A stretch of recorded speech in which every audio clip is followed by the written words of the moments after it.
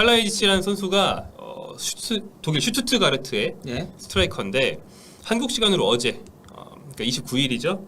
울버햄튼으로 간다는 파브리치오 로마노 씨의 힐리고가 뜨면서 예. 이제 거의 확정만 남은 상태고요. 이적료가 2천만 유로로 네. 알려져 있습니다. 메디컬 테스트만 앞두고 있고 네. 기본급은 1,500만 유로죠. 그리고 이제 거기에 옵션이 추가된 금액이라고 하는데요. 네.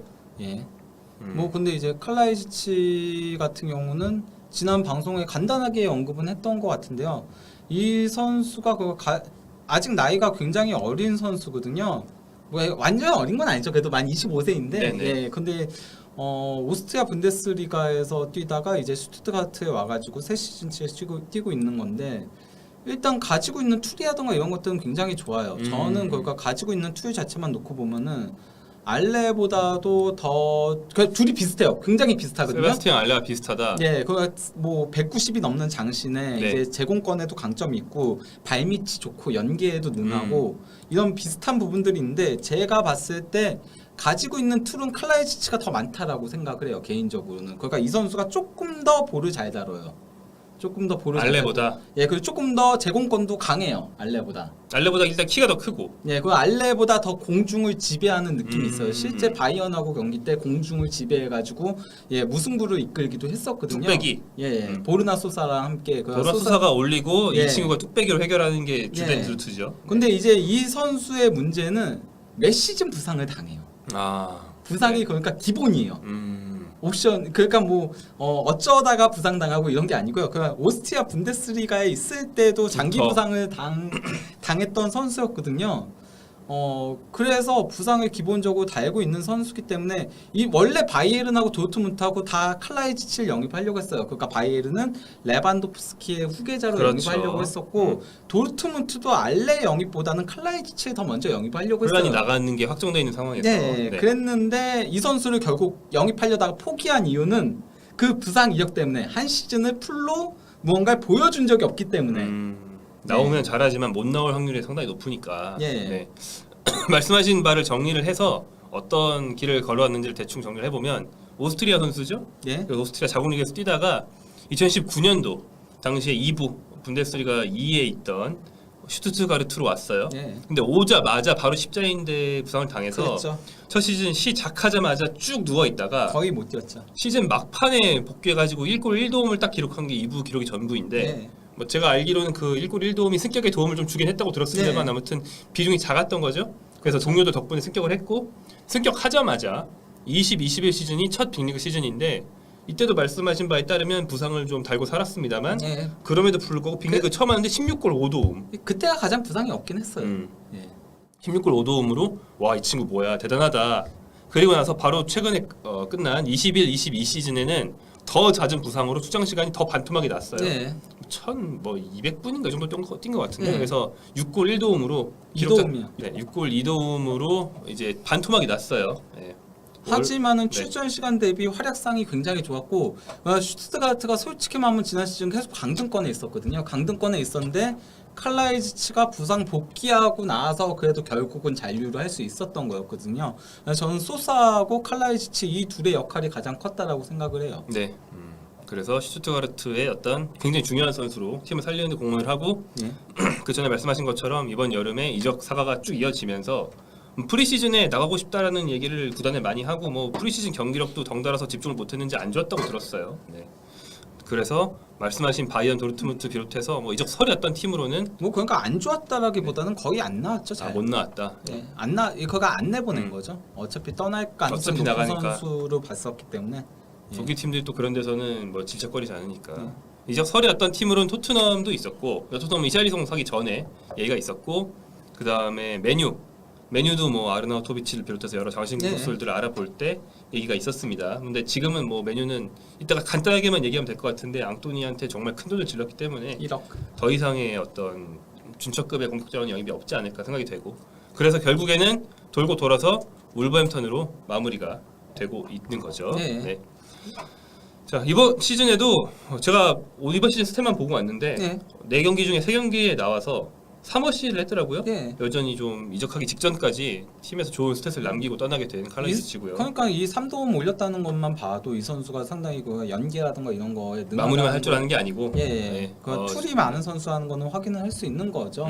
예, 그 부상만 조금 조심한다면은 유로 2020에서도 나왔을 때 괜찮았었잖아요. 클라이지치가. 예, 그래서 중요한 순간에 골도 넣기도 하고 했었는데 일단 그 칼라이치치의 영입은 아무래도 그 라우리 메네스가 그러니까 그 전에 정말 잘했잖아요. 네네. 거의 프리미어리그에서 다섯 손가락 안에 드는 공격수였다라고 저는 그래서 생각을 뭐 하거든요. 메뉴에 간다만다 당장 예. 갈 것 같은 분위기일 때도 있었고 그러니까 매 시즌 15골 정도 넣으면서 거기다가 이제 라울 히메네스도 툴이 굉장히 많은 선수였잖아요. 그렇죠. 이제 현대적인 예, 공격수로서 측면으로 빠지기도 하고 기술 능력도 있고 제공권도 있고 이래가지고 울버햄튼의 핵심적인 역할을 맡았는데 불의의 그 사고. 네 머리 예. 부상.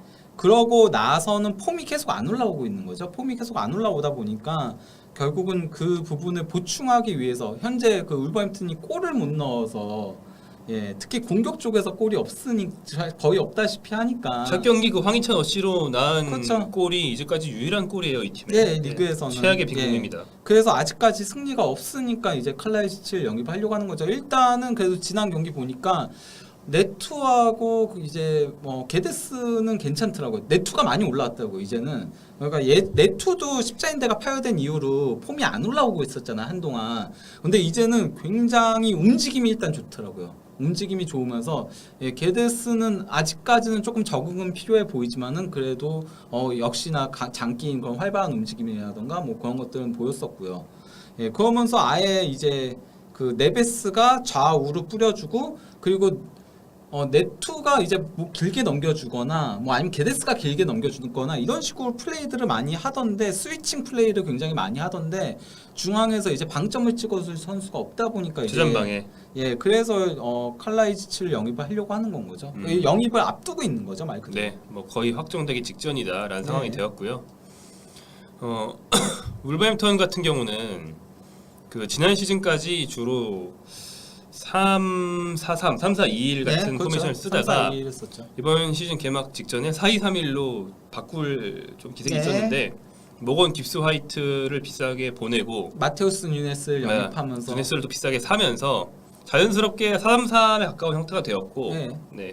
그러면서 뭐 굳이 이제 수치상으로 보면 공격 자원을 한 명 덜 쓰는 포메이션으로 바뀌기도 했고 네. 게다가 이제 측면을 중심으로 가끔 중앙을 보는 선수인 게데스가 왔을 때만 해도 황희찬이랑 캐릭터가 좀 다르니까 덜 겹치지 않겠느냐 했는데 여기서 전문 스트라이커까지 또 와버리면 진짜로 공격진의 모든 포지션이 다 과포화가 되는 것이고 누군가 나가야 할 상황이에요. 그게 꼭 황희찬이 아니더라도. 그런데 현재로서는 황희찬이 이미 이적설이 있었고 또 우리가 황희찬 중심으로 보는 입장에서도 딴 데 가야 더 많이 뛸 것 같으니까 옮기지 않을까라는 얘기를 자연스럽게 하게 되는 면이 있는 거죠.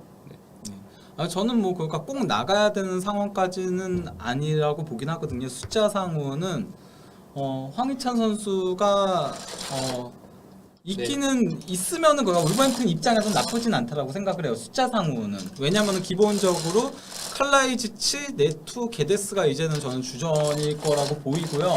그 백업은 이제 그 히메네스 그리고 포덴세, 황희찬까지 딱 되기 때문에 숫자상으로는 남는 게 괜찮은데 이게 그러니까 황희찬 선수 입장으로 놓고 보면 이건 거의 지금 얘기한 건 울버햄튼 입장인 거고 황희찬 선수 입장으로 놓고 보면은 이제는 그러면 입지가 너무나도 줄어들게 된다는 거죠. 네. 예.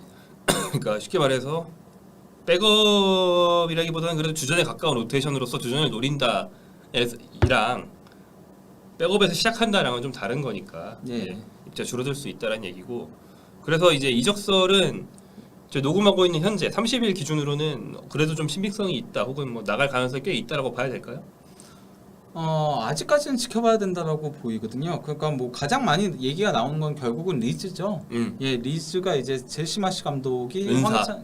황희찬을 원하고 있다라는 얘기들이 나오고 있는 거고 다니엘 제임스의 거취 문제 얘기들이 계속 나오고 있거든요. 메뉴에서 뛰던 그 다니엘 예, 제임스. 그러니까 다니엘 제임스가 유일하게 제시마시 감독의 전수에서 조금은 겉돌고 있긴 해요. 다른 선수들보다는. 그러니까 로드리고라던가 로드리고는 지금 뭐 4골 넣으면서 상당히 네. 잘하고 있고 그렇죠. 에런슨 같은 경우는 뭐 에제자다 보니까 당연히 잘하고 있고 또 이제 해리슨도 잘하고 있거든요 이번 시즌에.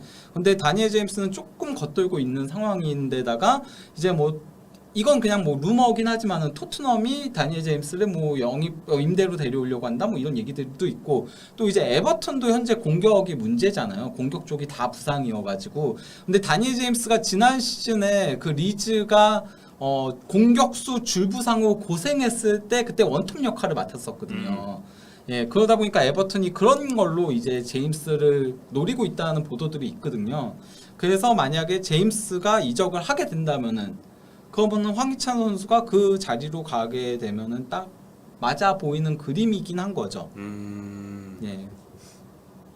굉장히 좀 황희찬 한 명만 또 황희찬 한 명과 얽혀 있는 두 구단 이렇게 좀 3자만 결정을 하면 되는 일이 아니고 연쇄 이동이 일어나야만 될 수도 있는 거네요. 어느 정도 그렇죠. 물론 저는 리즈도 그렇게 공격진 숫자가 많은 건 아니라고 생각하거든요. 벤포드는 너무 부상이 많은 선수고. 아 그렇죠. 그렇게 돼버렸어요. 예, 그리고 뭐 게라르트나 썸머빌이라던가 이런 유망주들 같은 경우도 거의 뭐 톱에다가 쓰기도 하고 있을 뿐 아니라 뭐 이 선수들은 아직 너무 어린 선수들이고 하다 보니까 이제 리즈도 더블 스쿼드를 구축을 하려면은 예, 공격 보강도 필요하긴 할 텐데 리즈도 이번 여름에 돈을 좀 많이 썼고 그리고 리즈가 그렇게 돈을 막 쓰는 구단은 아니거든요.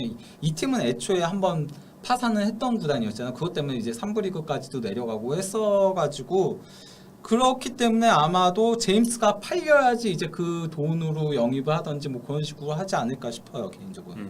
울버햄튼에서 황희찬 말고 다른 선수가 먼저 나갈 가능성은 별로 없을까요? 만약 누군가 나간다면 공격진에서 누군가 나간다면 지금으로서 황희찬이 없어요. 제일 높은가? 공격진에선 나갈 선수 없어요 딱히. 그래서 그런 여러 가지 건이 황희찬의 예. 입지에 얽혀 있다. 그럼 그거가 전력 중에서 이제 나갈 선수들은 없다는 거고 이제 전력 외 선수는 외? 이제 아다마 트라우레가 있는 거죠. 아 아다마. 네. 그렇네. 잊고 있었네. 지금 얘기하는데 빼고 말씀하신 것 같은데도 잊고 있었네. 아 그래요? 그런데 교체로 나왔잖아요. 이번 시즌 시작 개막하고 나서 예, 안 되지 그랬죠. 않았어요. 그리고 리그컵도 뛰었죠. 예, 그런데 어쨌건간에 아다마는 살려는 구단이 있으면은 적극적으로 팔려고 하고 있는 거죠. 울버햄튼 입장에서. 근데 없는 거 아니에요? 그렇죠. 그런 거죠. 그럼 뭐 어떻게 안고 시작해야지. 그러면은 이제 황희찬이 나갈 수도 있는 거죠. 가격만 맞으면은. 그게 또 그렇게 얽혀 있네. 그렇죠. 그렇죠. 예. 근데 현재로서는 누군가 원하냐, 예. 갈 만한 데가 있냐, 또 그 말씀하신 가격이 맞냐 이런 여러모로 그렇죠. 볼 때는 역시나 황희찬 쪽이 확률이 높아 보이네요. 아다마가 그래도 찍어본 고점이 황희찬보다 높고 스페인 대표라는 프리미엄 같은 게 있기 때문에 엔간하면 저 울버햄턴도 헐값에 보내고 싶은 마음은 절대 없을 거니까 이 친구가 무슨 그 셀러리가 너무 부담스러워서 눈물을 머금고 보내야 되는 수준도 아닐 거고 그래서 아마 여러모로 볼 때 황희찬 선수의 거취를 좀 주목해 볼 필요가 있을 것 같습니다.